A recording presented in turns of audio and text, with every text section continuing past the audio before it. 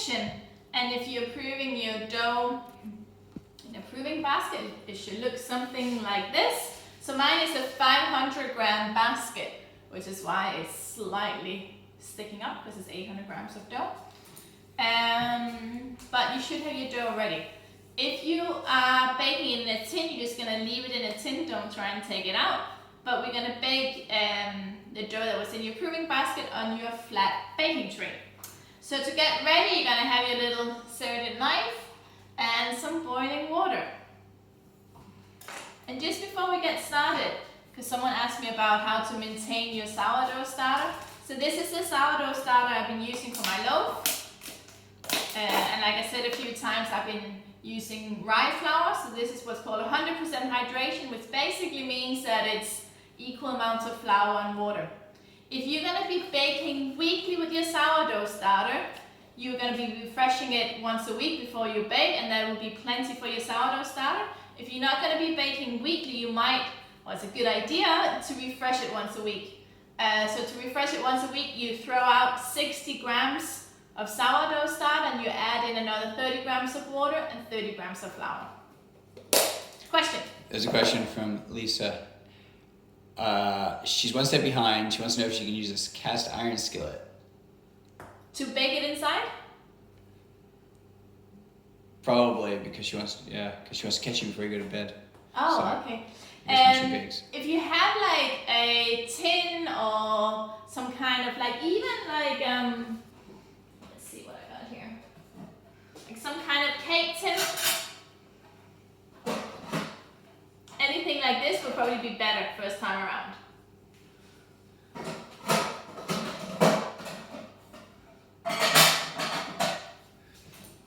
Alright. So, guys, I'm going to show you how to get the dough in the oven. You might want to just watch me do it and then do your own. Alright, so I'm going to get everything ready. I have my dough, my knife, and my boiling water. So I'm going to take my preheated tray out.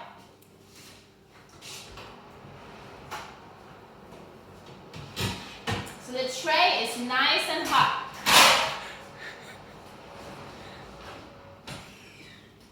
Right, now, so don't burn yourself because it's really warm. Grab your dough and gently, oh, that's too hot. Pop it out like so. Grab your little knife and then don't squeeze. Come closer, Masha. Just don't burn yourself like last time. So when you cut with your knife, make sure you use this part of the knife, not the tip, because that kind of makes it drag. So if you have a look here, I'm holding it flat and I'm just cutting it down about 1.5 meters.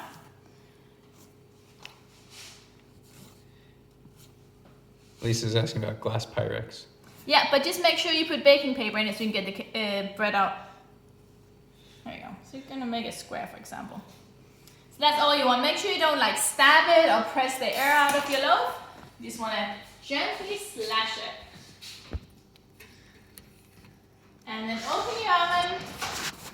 Get your bread back in here.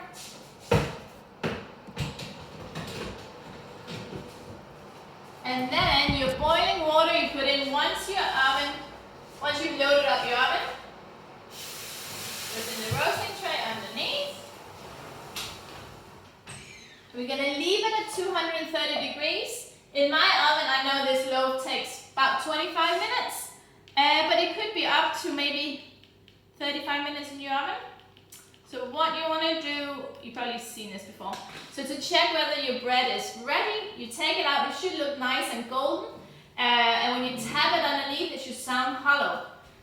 If you're thinking, I don't know what that sounds like, and if you have pre-ferment like this, the internal temperature of your dough should be 97 degrees.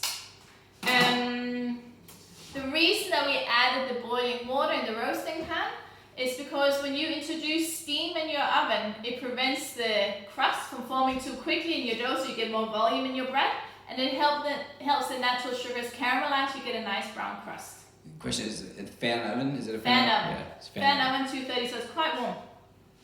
And what if you got in the baking tin? Same? Same thing. So you just slash the top and you pop it in. Don't try and take it out of the tin. Just just gonna leave it in the tin. Any other questions? That make sense?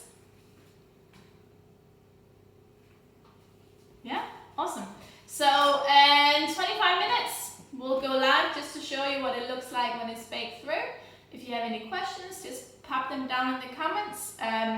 But yeah, to keep your starter, refresh it once a week. Take out 60 grams, add in another 30 grams of water and 30 grams of flour. That way you keep it nice and active.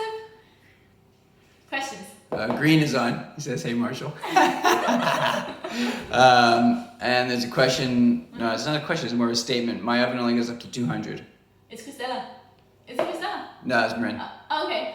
So if you have a grill function or something else in your oven, you can preheat your oven a bit hotter on a different function. And then once you load up your oven, you switch back to your bread setting and you bake it at 200.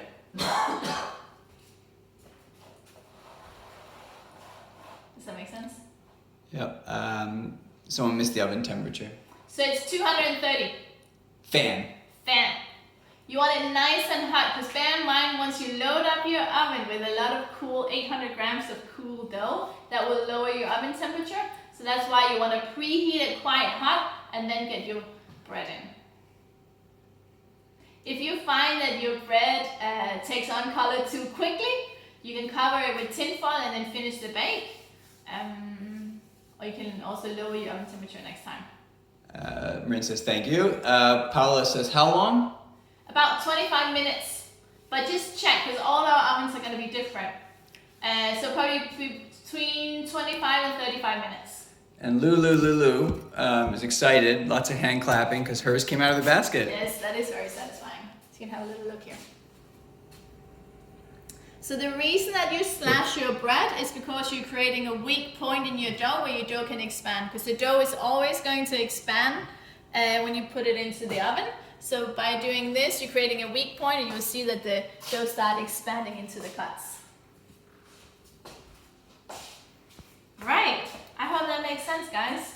Otherwise, if you have any questions, just ask in the comments. Or someone might have asked it before, you can look in the comments and see what I've said.